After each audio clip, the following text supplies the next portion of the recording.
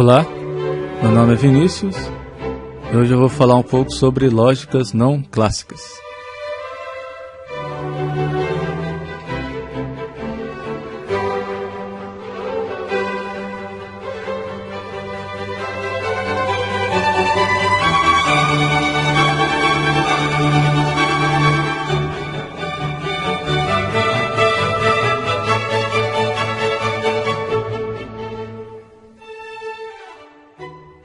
A gente costuma identificar aquilo que é chamado de lógica clássica com a lógica de predicados, né? Incorporando meio que automaticamente o cálculo proposicional. O cálculo proposicional, né, como o próprio nome diz, trata de proposições, né? Nesse caso são sentenças que podem ser tomadas como verdadeiras ou falsas. Então a gente está preocupado somente com o valor lógico dessas proposições, né? A gente não está preocupado com o conteúdo de tais proposições. A gente pode construir proposições mais complexas por meio dos conectivos lógicos. Daí a gente tem a conjunção, a disjunção, a implicação e a equivalência. E a gente pode ter ainda a negação. Daí, para garantir que a lógica proposicional ela tenha dois valores lógicos, né, que a gente costuma chamar de verdadeiro e falso, utilizam-se os três princípios que são chamados de princípios aristotélicos. São chamados assim porque a lógica que existia até então, até o início do século XX, foi aquela fundada pelo próprio Aristóteles, né, que viveu aproximadamente na metade do século 300 a.C. Então, quais são esses princípios? Primeiro a gente tem o princípio da reflexão da identidade e do seguinte: o que é, né? Ou seja, uma proposição é equivalente a si mesma. O segundo princípio é o princípio da não contradição. Então, o princípio da não contradição diz que algo não pode ser e não ser ao mesmo tempo. Então, uma proposição não pode ser verdadeira e falsa simultaneamente, né? Por exemplo, se eu disser que chove e não chove, eu estou dizendo uma contradição, né? Uma afirmação que vai ser sempre falsa.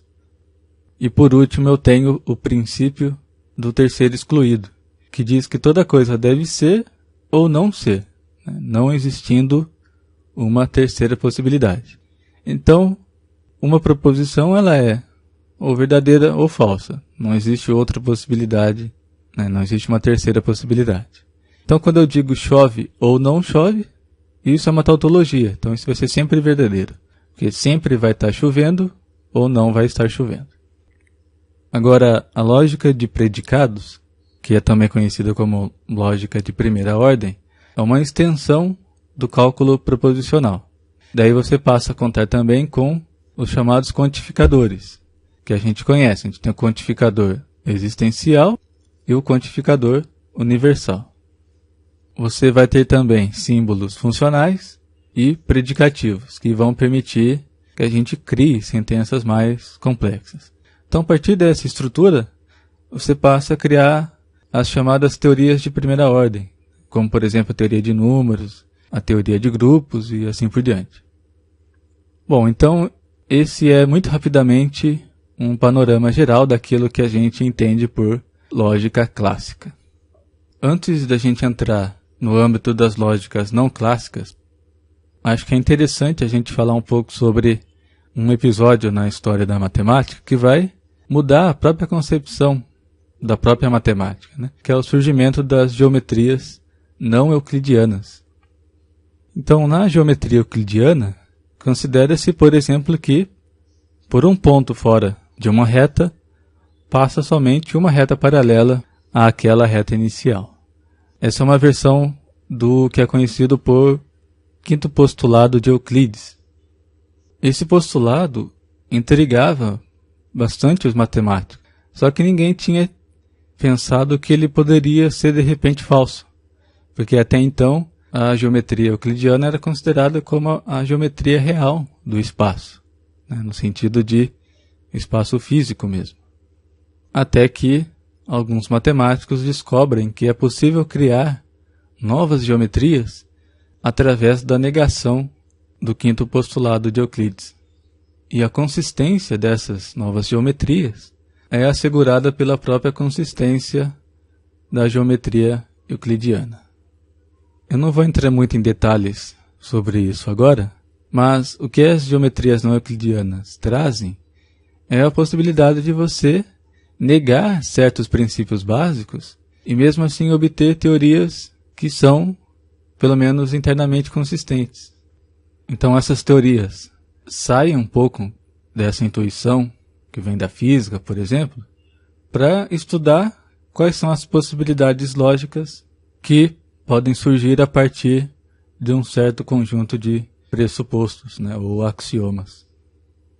Aproximadamente no início do século XX, diferentes lógicos e matemáticos começam então a criar novos sistemas motivados por diferentes questões. Então você pode criar sistemas lógicos que são mais expressivos, né? Ou seja, são sistemas que contam com outros tipos de raciocínios. Você pode criar também semânticas distintas, né? Você pode criar outros tipos de valorações que não contenha somente aqueles valores de verdadeiro ou falso. Ainda você pode criar sistemas que, de fato, não compartilham daqueles princípios aristotélicos. Nesse sentido, a gente pode considerar dois grandes tipos de lógicas que são distintas das lógicas clássicas, né, que eu vou chamar aqui de lógicas complementares e lógicas alternativas. As lógicas complementares, de certa maneira, estendem a lógica clássica, né? Ou seja, elas não mexem naqueles três princípios básicos, mas ampliam o escopo de atuação da lógica clássica. Então, por exemplo, você tem a lógica modal. Na lógica modal, você tem dois novos operadores, que é o operador de necessidade e o operador de possibilidade. Então, a lógica modal estuda o raciocínio que envolve o uso de expressões, né, digamos assim, do tipo é necessário que alguma coisa, né, ou é possível que aconteça alguma coisa. Então, raciocínios desse tipo. Um outro exemplo é a lógica deôntica. Então, a lógica deôntica estuda a validade de argumentos ou frases do tipo é obrigatório que, ou é permitido, né, ou é proibido. Então, frases desse tipo. O que lembra muito a linguagem, o raciocínio do direito. Então, esses são exemplos de lógicas que eu chamei de complementares, né? Lógicas que não mexem naqueles princípios aristotélicos básicos, mas estendem a lógica clássica.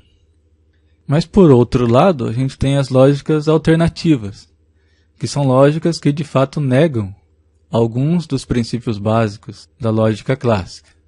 Então, nesse sentido, a gente pode ter lógicas não reflexivas, que são lógicas em que não vale aquele princípio da reflexão da identidade. A gente pode ter também lógicas paracompletas, que são lógicas em que o princípio do terceiro excluído não é válido. Então, aqui você pode ter, por exemplo, uma lógica na qual você tenha mais valores de verdade do que somente verdadeiro e falso.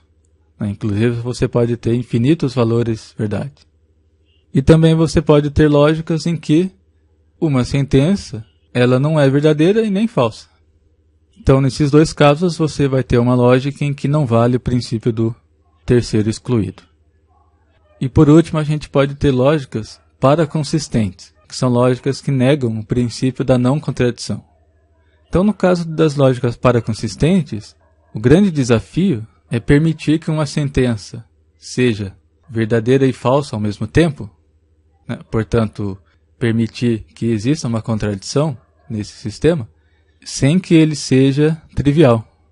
Porque a gente sabe que, na lógica clássica, se um sistema ele comporta uma contradição, então qualquer sentença é demonstrável, né? Isso que significa dizer que esse sistema é trivial.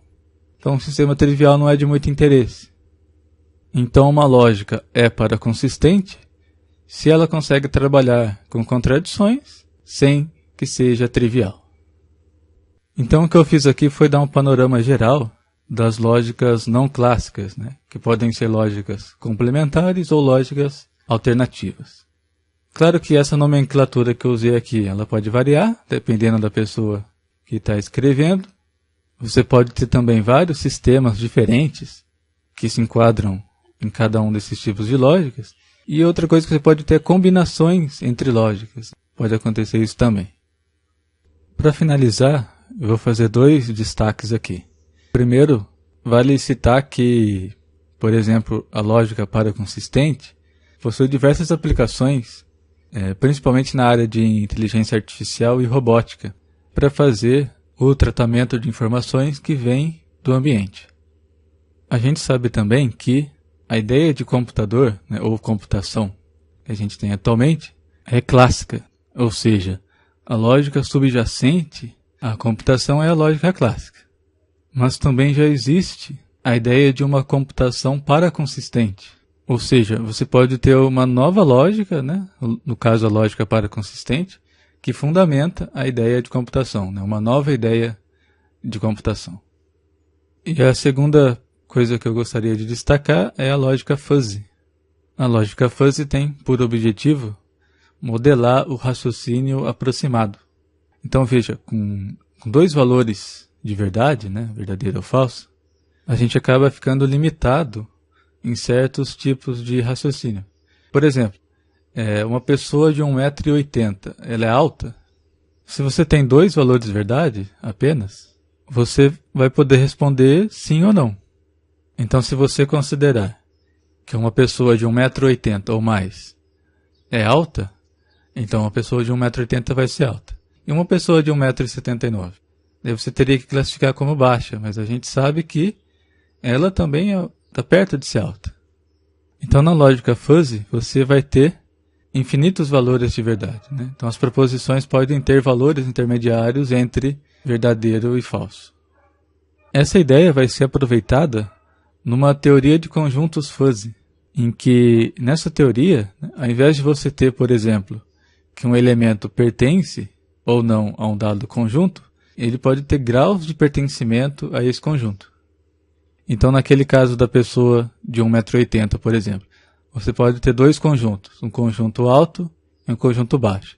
Então, uma pessoa de 1,80 m, ela tem um grau de pertencimento maior ao conjunto alto do que ao conjunto baixo.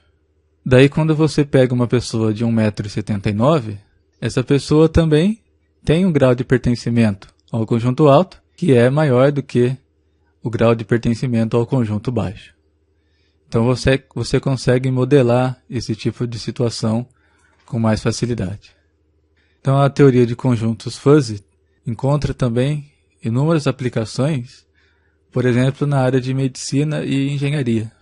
Então, ela é uma opção de ferramenta, e juntamente com a probabilidade, a estatística, para o tratamento de raciocínio aproximado. Então é isso. Lá no site numeroimaginário.wordpress.com eu vou deixar algumas referências e tem também um vídeo da professora Ítala, da Unicamp, falando um pouco sobre as lógicas não clássicas. A professora Ítala faz parte de um centro de lógica na Unicamp que tem bastante destaque no estudo de lógicas não clássicas. Inclusive, vários professores lá foram alunos do Newton da Costa, que eu comentei um pouco sobre ele no episódio 4, que é considerado um dos criadores da lógica paraconsistente. Então, eu agradeço por você ouvir o podcast e até mais.